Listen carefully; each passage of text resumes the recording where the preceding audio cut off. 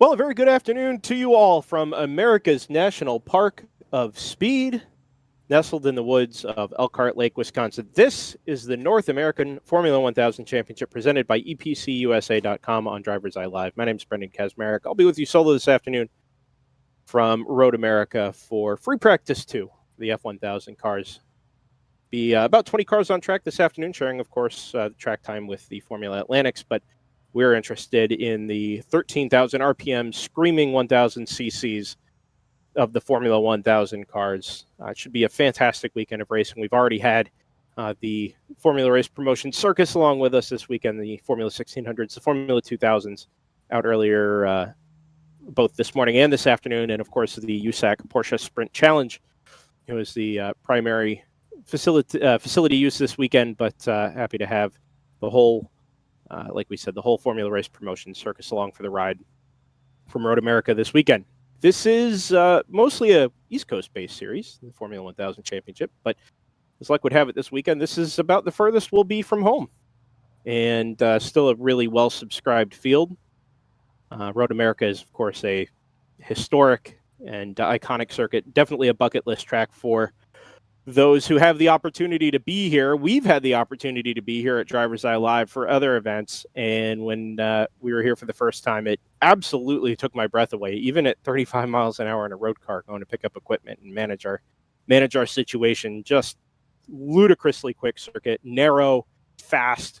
You don't really have any hard apex corners, a lot of sweeping corners with short braking zones, and with the Formula 1000 the design of the cars, they're low drag, high efficiency. They make a ton of downforce. The 1000 cc Superbike engines put out a ton of power, and of course, an amazing noise out the back.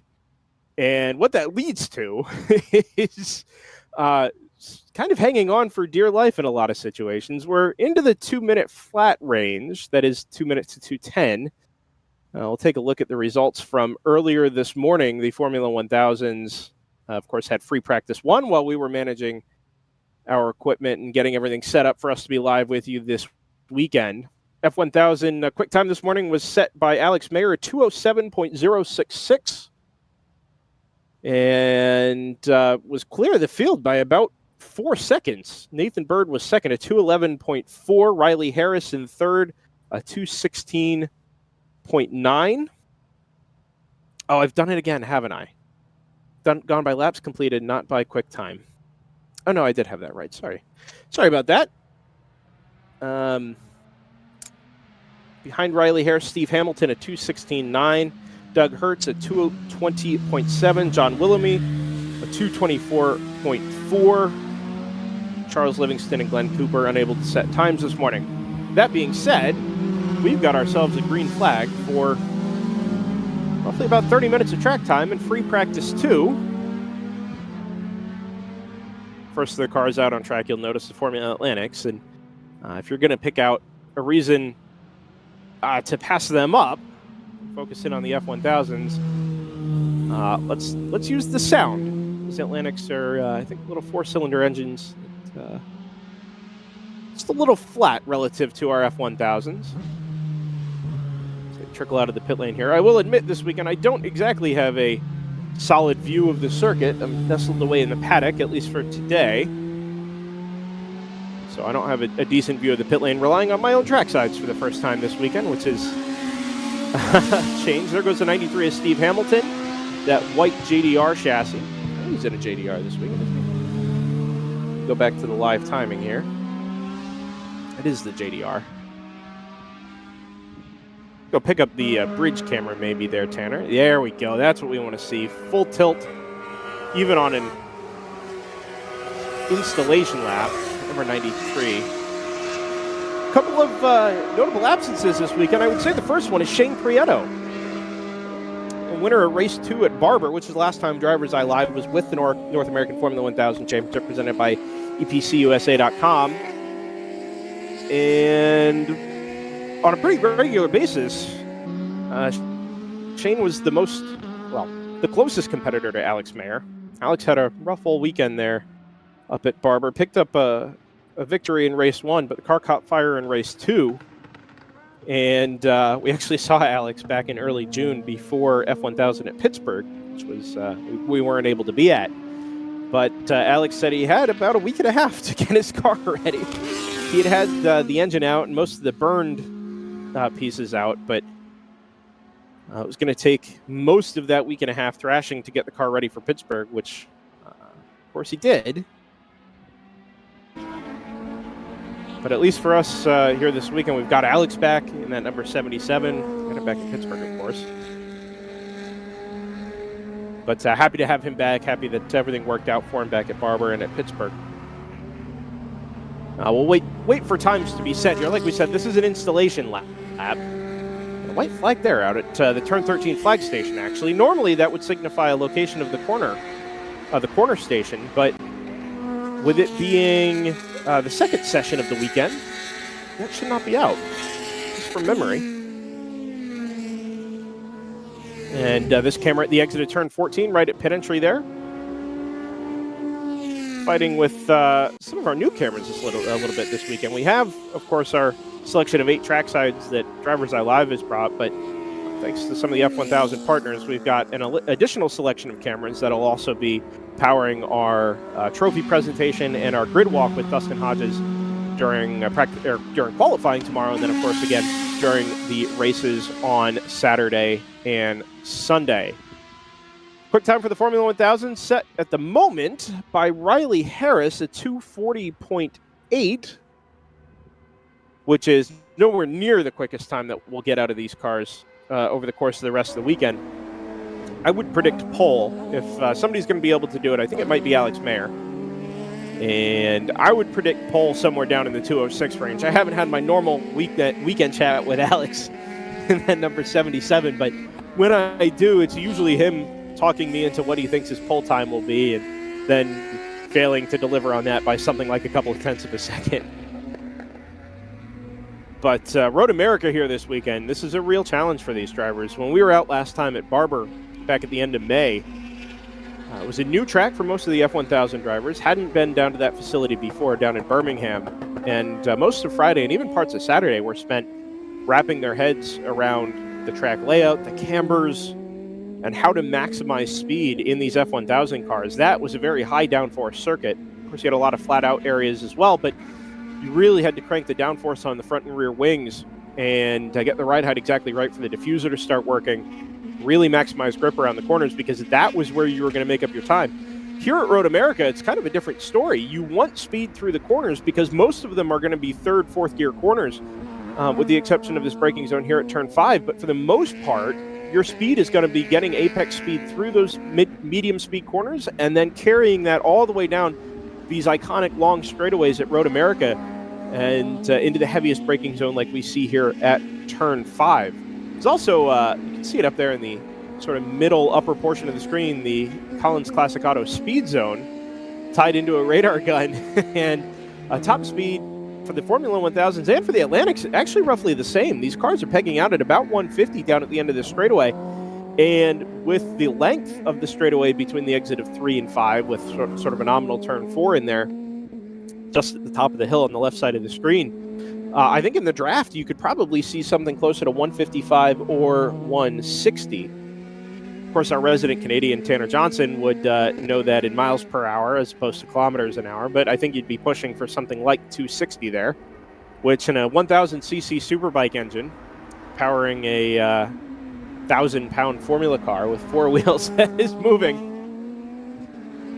Tanner replies to me in our chat here with O.O. Yeah, this is quick, man. And it's so narrow. Like I said at the top of the broadcast, even in a road car, it is so difficult just to get a feel for how this track moves. And I wish we had our onboards up today, because it would really give it's sort of give an impression of that, but it's totally different in person. Even when these corners come up at you at 35 miles an hour, you know, in your head, you're picturing this being a 4-mile track where the straights are long, the corner entrances, you know, are very well defined. The straightaways are well defined as we see Nathan Bird work his way into the carousel. Steve Hamilton comes through in the white number 93 behind him. But the track is always moving. The edges of the track are always moving. The exit of the carousel here, we don't have a good view at the moment into the kink. But that straightaway really just It's a very long arc into the kink, which is the iconic corner at Road America. You get to the apex, and then it's a very poorly defined exit of the kink that leads out to the exit curbing. And you take as much of that curbing as you dare, because it really narrows up on the exit. Now, these formula cars, with all the downforce they make, will, for the most part, be flat out through the kink. But you've really got to talk yourself into the grip being there when you get to the turn-in point. Like I said, it's not a very well-defined corner. So you've got to pick your turn-in point, get it exactly right, and if you're even just a foot or two off of the apex, or a foot or two late on your turn-in point, all of a sudden you're going to find yourself offline at the kink, and it's just barely flat. So that foot or two is going to make a huge difference on the amount of speed you can carry through that right-hander. And we see time and time again, you get that just a little bit wrong, and you're out in the weeds on the exit of the kink, which is turn 10 as well. And you've really just got to talk yourself into every time you go through there, you have it exactly right. The same thing on that run out of the kink and into Canada Corner. Now, I don't think our Canada Corner camera is up, although I think we could flash to it just quickly, even if we have a looping feed there, just so I can sort of drive my point home. It's such a narrow and winding run between Canada Corner and back up to the kink. And the reality there is you're flat chat from the exit of the carousel all the way into the braking zone for Canada Corner, but you're constantly moving right and then left. It's narrow. The track surface itself is narrow. The walls are close in on both the left and right side of the track. And you got, there we go. This will drive home what I'm talking about. It's a long sweeping series of left-handers into the apex and the braking zone there at Canada Corner. And then you stomp on the brakes and you've got to get the car pinned back to the right for the apex at Canada Corner there. But again, you're doing 150 or 150 miles an hour between the Armco, between the concrete, with 35 feet of track width. And I don't get scared trackside often. I've spent a lot of time trackside as a corner marshal. I spent time trackside setting up our cameras and sort of watching my back while I'm doing that. It's a nerve-wracking place to watch cars, man. There's just no margin for error at the fastest point of the circuit between the carousel and Canada Corner there. And just a fantastic place to watch race cars go quickly. This whole circuit is very much that. And with what we've got, sorry, my audio's disappeared from trackside there, and I'm not entirely sure why. So I'll get that sorted out. But every opportunity you have to see cars go quickly around Road America is just needs to be taken advantage of. So this is the rundown into turn 3. There we go. I've got it back now. Out of turn 1, down the hill, and into the braking zone there at turn 3. When we were here for our last event, the World Racing League on DriverSeye Live, that camera was pointed at the apex at 3, but I think this is a better passing opportunity, and with our turn 1 apex camera as well, this provides a little better opportunity to see how those moves shake out and what the run down the hill is like here at Road America into turn number 3.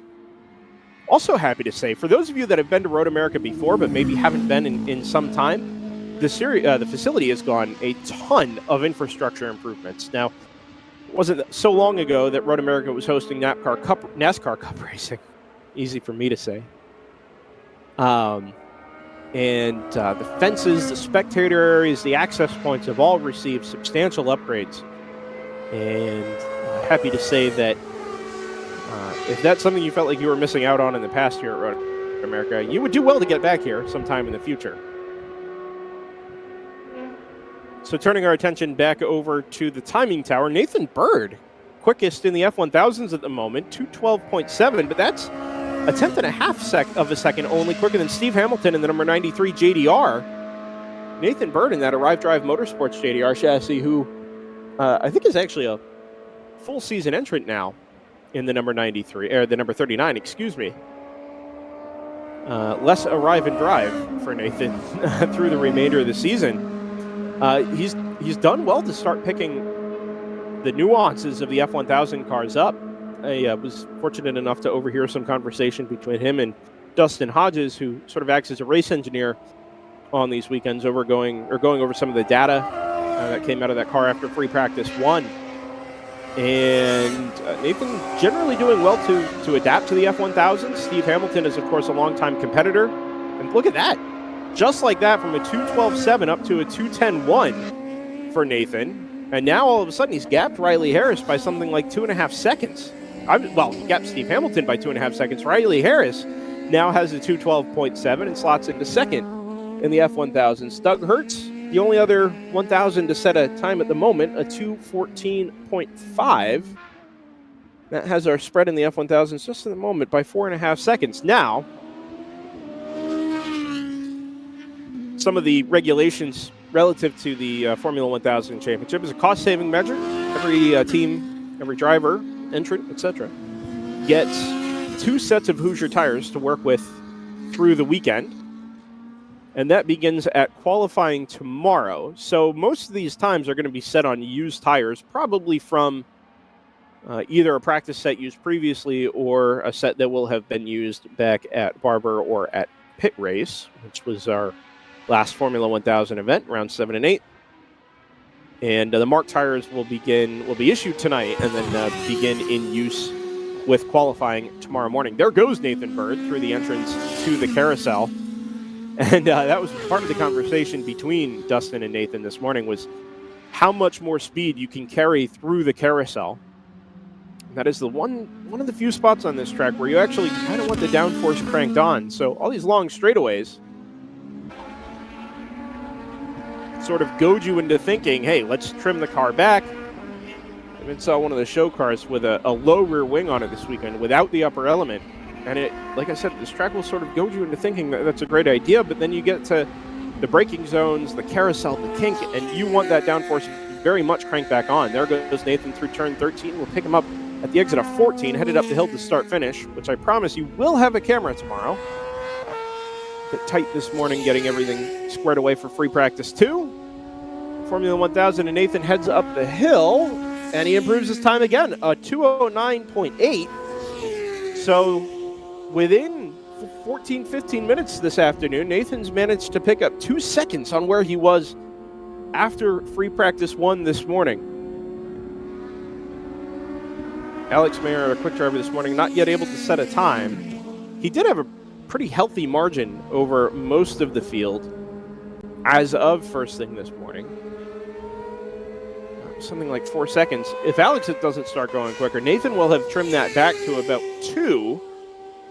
And as we've seen in races this weekend, Alex can sort of stick that car on pole for a quick time. But once the race gets going, especially if the Atlantics are at all involved in proceedings, not able to be quick enough, the slowest of the Atlantics not able to be quick enough to separate themselves from the front of the Atlantics, it really throws a wrench into things and sort of backs the front of the Formula 1000 field up to itself.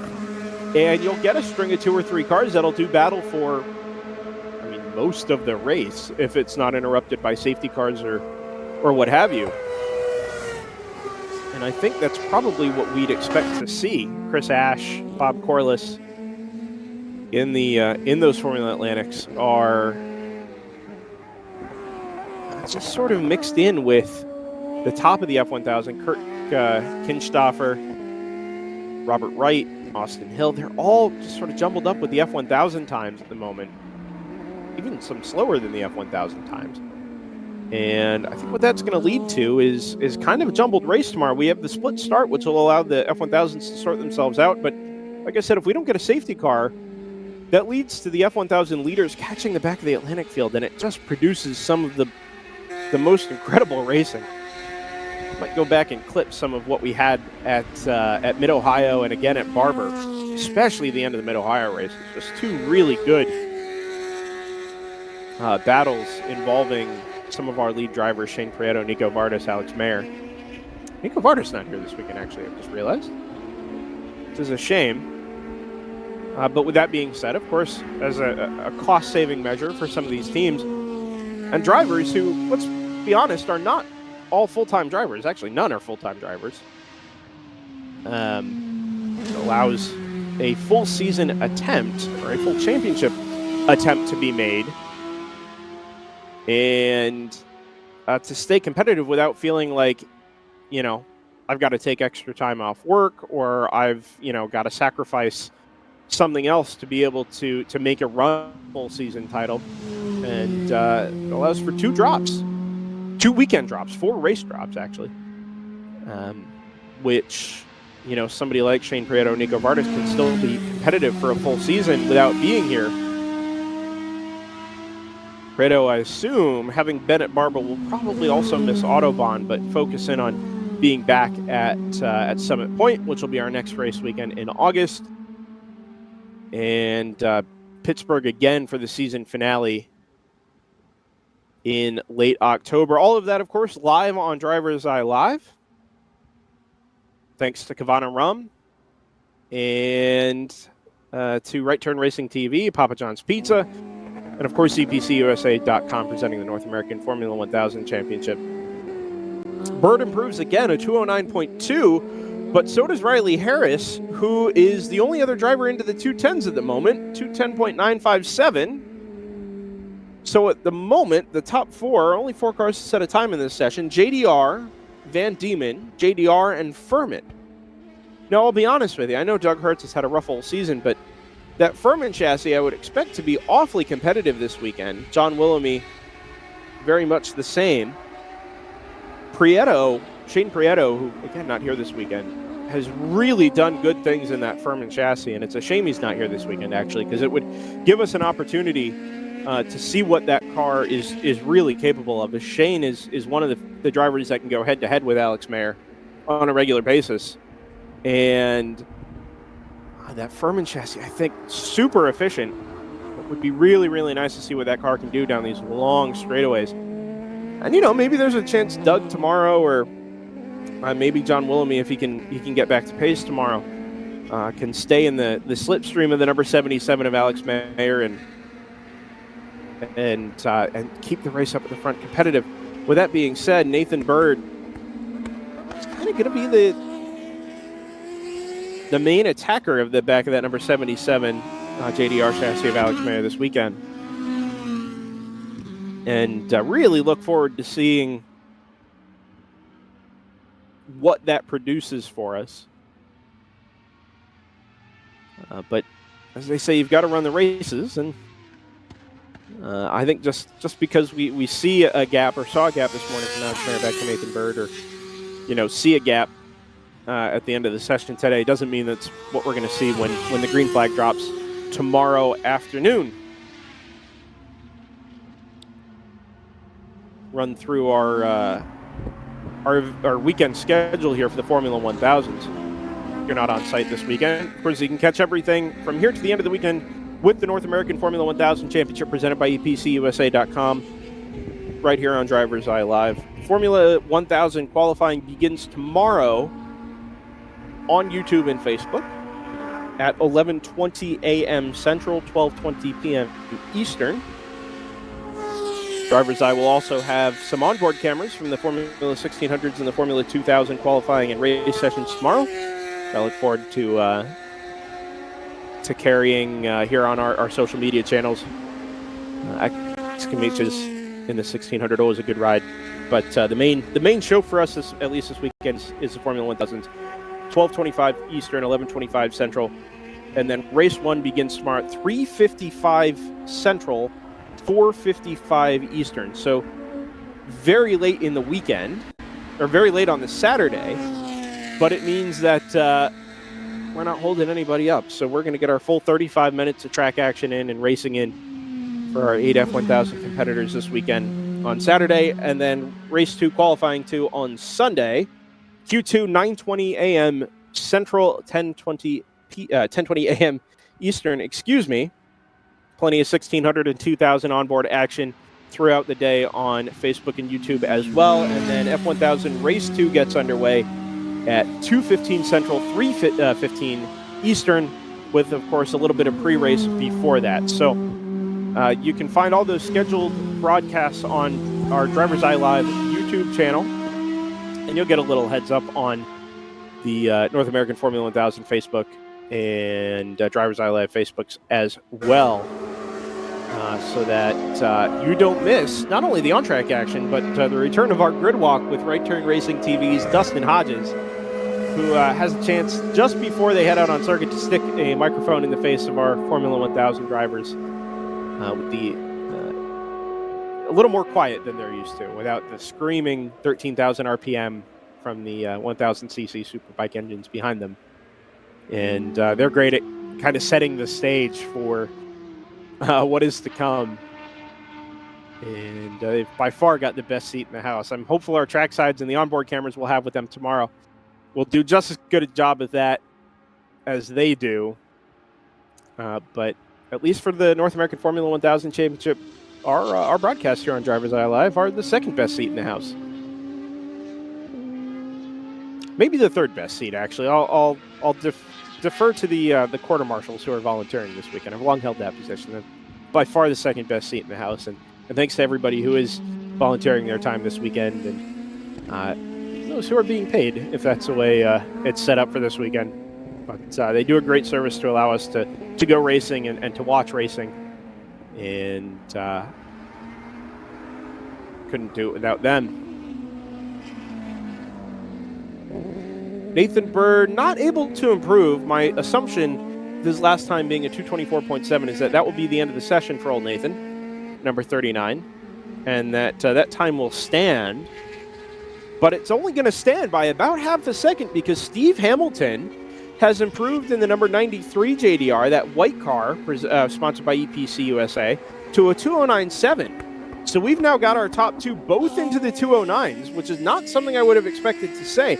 Now, some of that might be, helped out by the draft, but the draft is going to be the same for everybody. So tomorrow during qualifying and again during the race, if the drivers can stay within striking distance of the car in front, it's going to make a huge difference to their lap times, especially at the end of these long straightaways. There's a little bit of aero wash on these cars through some of the medium speed corners, but I would suggest that the draft down the straightaway into turn 1, into turn 5, and the long run into Canada corner at turn 12 is probably going to outweigh whatever loss you'd have through some of the high speed corners. Maybe making some dangerous assumptions there, but I lose my audio again here. But the dynamic that's going to create, that slipstream and aero wash effect is going to create over the course of a handful of hot laps during Q1 and Q2, and again, especially during race 1 and race 2, is going to be pretty fascinating. And the same thing goes for the aero wash off the Atlantics. We saw it at Mid-Ohio, where the turbulence that was generated by the back of the big Formula Atlantic cars, not going really any quicker than the fastest of the F1000s, at a considerably higher budget, by the way. Not to make too fine a point there. Getting intentionally louder. Considerably more expensive Atlantics. Really is, I think, going to create a little chaos at the top of the Formula 1000 field. And we do like to watch chaos. Sports are sports and a competition, but also meant for entertainment. We wouldn't be doing this here at DriversEye Live if it weren't. So, I have to wait to see how all that pans out. But in the meantime, as two of those grand of cubic centimeters go past us, the entrance to the pit lane, the exit of turn 14 there. We'll pick them up at the run to turn 1 here. I think that was the 93 and maybe the 12 of Riley Harrison and Van Diemen behind him. Actually, I have that backwards. This is 12 in front of the 93. So that'll be where the slipstream is coming for Steve Hamilton. He's just on a 209.7. Now, his laps before that were in the mid-210s. So it would seem like the draft here is worth at least a second. And like I said, that'll create a fascinating dynamic again tomorrow. Down in the braking zone for turn 10. Some cohesion here with our tracksides, which is really nice. Riley leads the number 93 of Steve Hamilton up into turn 6, up into the braking zone there. I think we are missing another camera, actually, now that I think about it. It's that camera trackside at turn 6 and 7, so we'll have to have that sorted for tomorrow, which I'm sure we can do. But pick him up again here out of turn 8 in the run into the carousel, which is just This may not be an iconic camera angle, but it's an iconic corner, without question.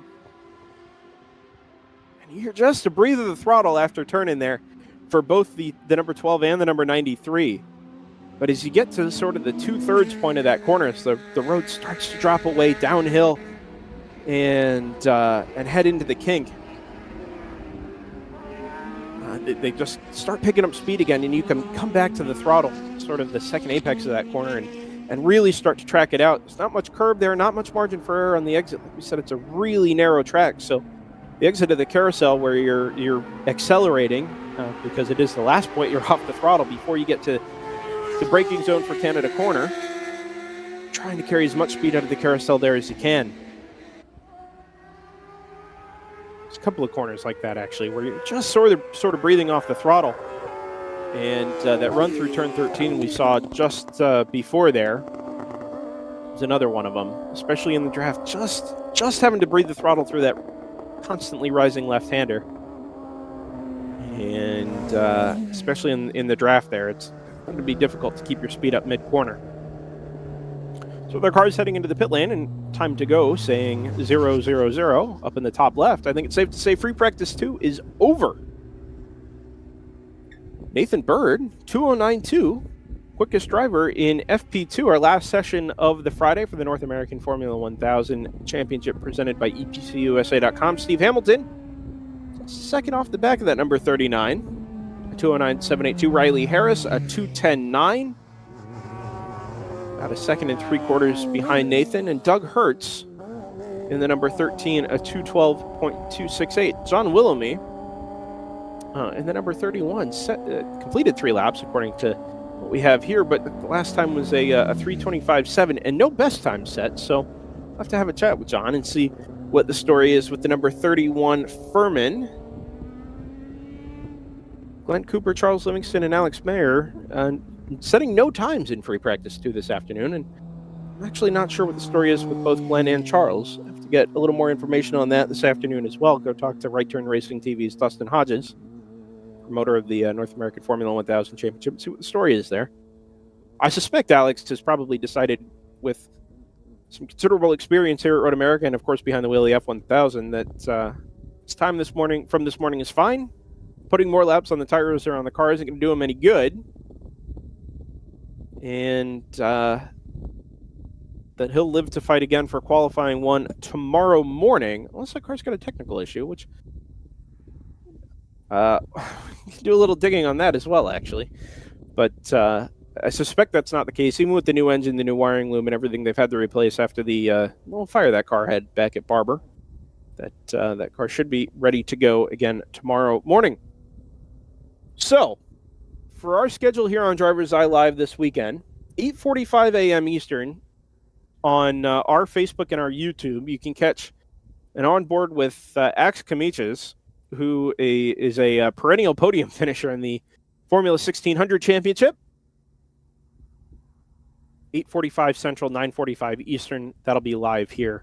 And I think we're actually streaming live in a restaurant in Atlanta next weekend as well, which is kind of exciting. I'm not sure if I should chime in with some commentary or not, but the 1600s make a nice hum, and those cars are just so competitive against each other. That field is just awesome, and Axe really carries the torch well for our coverage of the Formula 1600s. Formula 2000s, erstwhile a Formula Continental chassis, will have an onboard from the Global Racing Team as well on Facebook and YouTube.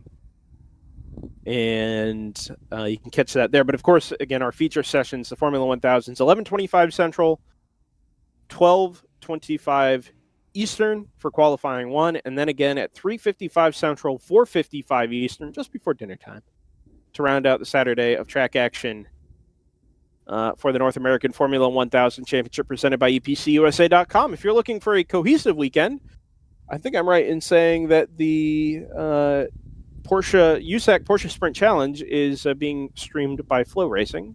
That's not free, so you can subscribe to that if you want. DriverSeye Live is all the time always free coverage of open wheel and sports car racing on DriversEye Live, and happy to be with the North American Formula 1000 Championship presented by EPCUSA.com.